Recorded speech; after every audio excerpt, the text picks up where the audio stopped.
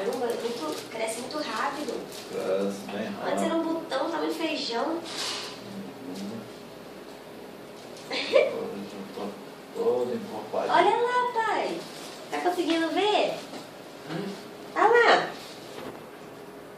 Já. Mexendo. É o sexo lá, deve ser homem. Ah, pai. Meu Deus, como ele tá grande.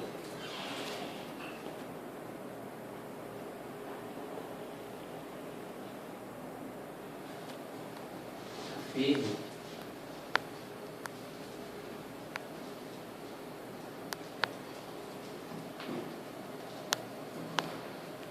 Vendo?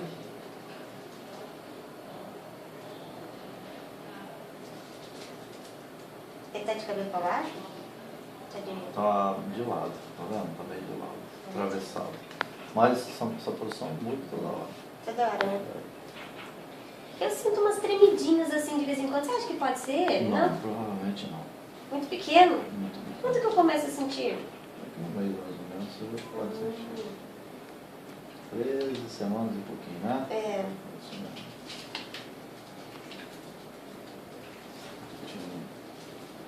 Lá não é melhor não? Lá não é melhor não?